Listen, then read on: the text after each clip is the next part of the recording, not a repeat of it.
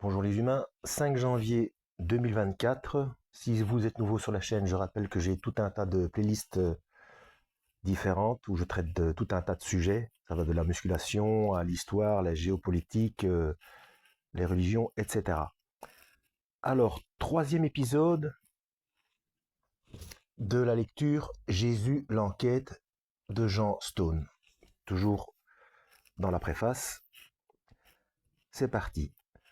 Les arguments de Jean Colson répondaient à mes propres interrogations. Si Jean, le pêcheur du lac, était l'auteur du quatrième évangile, comment Jésus sur la croix aurait-il pu le confier à sa mère? Femme, voici ton fils. En araméen, Ha Berek, lui avait-il dit, avant d'ajouter aux disciples, voici ta mère. Ha Immak. Or Jean, fils de Zébédée, avait une mère, Marie Salomé, bien vivante au moment de la crucifixion, qui était même présente aux côtés de la Vierge. C'était cette mère juive ambitieuse qui, quelque temps auparavant, avait demandé à Jésus que ses deux fils, Jacques et Jean, les impétueux fils du tonnerre, Boanerges, comme Jésus lui-même les appelait, en contradiction par conséquent avec le doux, Jean l'évangéliste, siégeassent dans son royaume, l'un à sa droite, l'autre à sa gauche. À cette demande intempestive, Jésus avait répondu aux deux disciples, « Vous ne savez pas ce que vous demandez. Pouvez-vous boire de la coupe que je dois boire ?» Ceux-ci s'étaient écriés, « Nous le pouvons. » Alors Jésus avait repris, « Il est vrai que vous boirez de ma coupe, mais pour ce qui est d'être assis à ma droite et à ma gauche, cela ne dépend pas de moi et ne sera donné qu'à ceux à qui mon Père l'a réservé. » Matthieu chapitre 20, versets 20 à 23 et Marc chapitre 10, versets 35 à 40. Il est clair que cet épisode, qui circulait certainement dans les premières communautés chrétiennes, n'a pu être couché par écrit dans les évangiles de Matthieu et de Marc qu'après le supplice des deux fils de Zébédée, donc avant l'écriture du quatrième évangile. Bref, toutes les questions que je me posais depuis longtemps trouvaient leur réponse dans le livret de Colson. Quittant la ville sainte à une date indéterminée, après avoir hébergé Marie à Jérusalem jusqu'à sa dormition, entre guillemets, dormition, je ne sais pas ce que c'est, vous peut-être, mais moi, dictionnaire. Alors, dormition, nom féminin du latin dormitio. Christ, événement de la mort de la Vierge, au cours duquel elle s'éleva au ciel. Il est célébré sous ce nom par les chrétiens orientaux et en Occident depuis le 7e siècle, sous le nom d'Assomption. Ah, c'est synonyme d'Assomption. Bon, bah comme ça je le saurai. On continue. En plus, j'apprends des trucs, c'est bien ça. Donc, jusqu'à sa dormition, comme disent les églises orientales, ce Jean, riche patricien de la ville, fut exilé vers l'an 94 ou 94 à Patmos par ordre de l'empereur Domitien. Là, semble-t-il, car l'identification pose quelques problèmes, il écrivit ou acheva l'Apocalypse, dernier livre du Nouveau Testament, puis il se rendit 2 ans plus tard dans la grande cité grecque d'Asie mineure, d'Éphèse, où il s'éteignit à un âge très avancé, 68 ans après la mort de notre Seigneur. Donc là, on a la réponse concernant la fin de l'évangile de Jean, justement, où le Seigneur dit, il y a un bruit qui a couru comme quoi il ne passerait pas par la mort, qu'il serait toujours en vie. Donc là, bon, on est mort bah oui, forcément, il est né comme tout le monde, mais qu'il est décédé, voilà, 68 ans après la mort de Yeshua, du Christ. Précise saint Jérôme, ce qui nous conduit en 101 sous le règne de Trajan ou Trajan. Il devait avoir aux environs de 90 ans ou 90 ans. Après l'étude du père Colson, je me suis plongé dans le livre de l'éminent exégète luthérien Oscar Cullmann, professeur de Bâle, Le milieu johannique, 1978 ou 78, dans celui du père François Lequéré, Recherche sur Saint Jean 1994 ou 1994, celui de Jacqueline Génaud-Bismuth, un homme nommé Salut, Genèse d'une hérésie à Jérusalem, 1986, et quelques autres. Donc voilà, déjà, c'est objectif parce qu'il creuse aussi bien dans les connaissances catholiques que protestantes, apparemment. Donc il ne s'arrête pas à un seul point de vue. Déjà, ça, c'est intelligent. Le père jésuite Xavier Léon Dufour, qui avait commencé en 1988 sa lecture de l'Évangile selon saint Jean, en soutenant qu'à l'origine de ce texte se trouvaient les souvenirs du pêcheur du lac, fils de Zébédée, se rallia au 4e tome de son étude, en 1996 ou 96, à la thèse de l'autre Jean, disciple de Jésus à Jérusalem, qui se faisait appeler le presbytre ou l'ancien. Alors, oui, en fait, c'est tout à fait logique que le Seigneur n'ait pas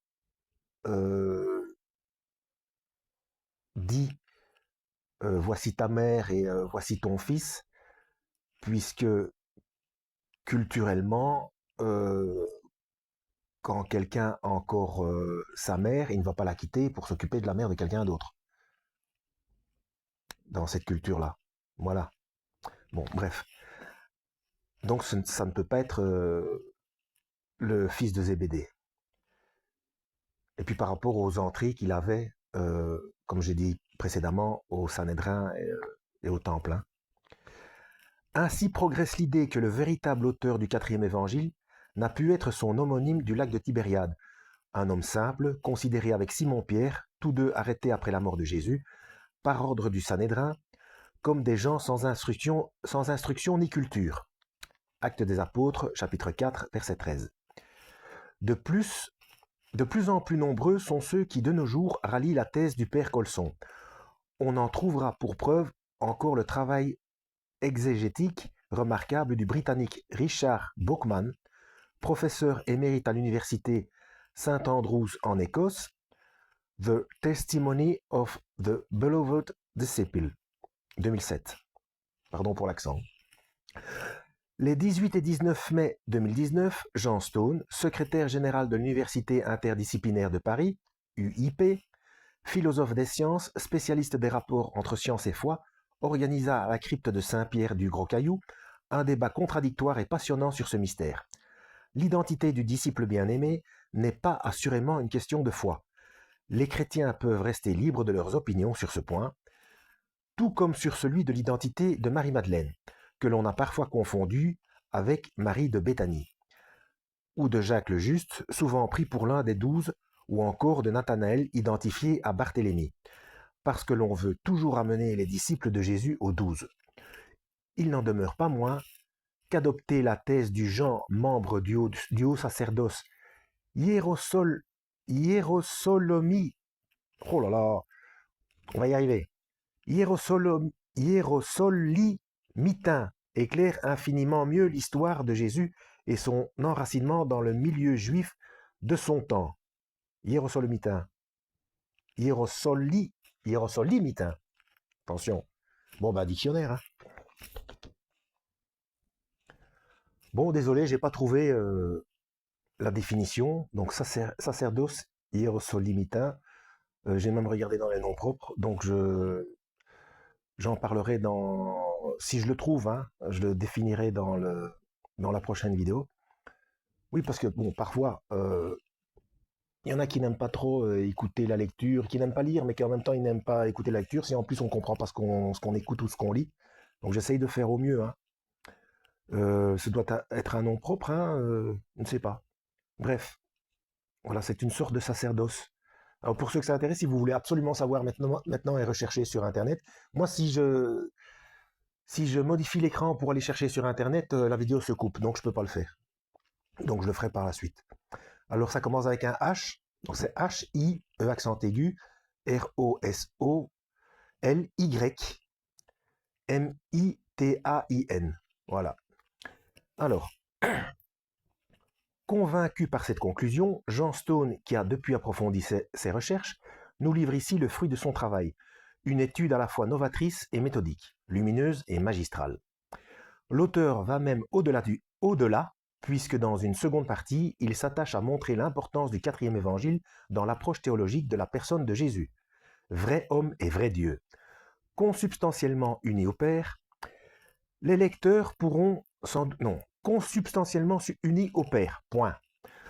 Les lecteurs pourront sans doute discuter, voire contester certaines de ces thèses et hypothèses, comme ces réflexions sur l'ésotérisme ou le gnosticisme, ou encore cette idée un peu thélardienne d'une constante spirituelle dans l'univers. Alors, thélardienne, je sais ce que c'est, hein, ça vient de Teilhard de Chardin, c'est aussi on peut dire un théologien, il a écrit notamment, il est nommé dans le Matin des magiciens de Louis Pauwels et Jacques Bergier. Enfin, c'est quelqu'un qui traitait de tout un tas de choses ésotériques, gnostiques, voire même jusque dans, on peut dire, en astrophysique, ou enfin au niveau scientifique aussi. Enfin, il touchait un peu à tout. Enfin, c'est un cerveau, quoi. Après, ce qu'il en fait de son cerveau, c'est autre chose. Chacun aura son avis. Alors, pour le mot gnosticisme, je sais que pour vous, il y en a beaucoup, peut-être même la plupart, qui pensent que c'est obligatoirement négatif. Le gnosticisme luciférien est quelque chose de négatif. Et le problème est, c'est toujours la même chose, hein, la perversion du langage, hein. Allez voir ma playlist Perversion des codes de Dieu, et notamment, je parle du gnosticisme, hein. Euh, Selon certaines pratiques, etc., c'est parce que, enfin, on met un mot sur quelqu'un, on met une étiquette, et du coup, c'est obligatoirement négatif. Vous allez voir dans le dictionnaire, le gnosticisme, ça veut dire connaissance, hein. C'est ni mal ni bien, voilà quoi. Donc, d'ailleurs, si le gnosticisme était obligatoirement euh, négatif, on l'aurait enlevé des canons bibliques. Parce que quand on le lit correctement et qu'on le comprend, euh, l'évangile de Jean est un évangile gnostique. Il n'y a rien à faire.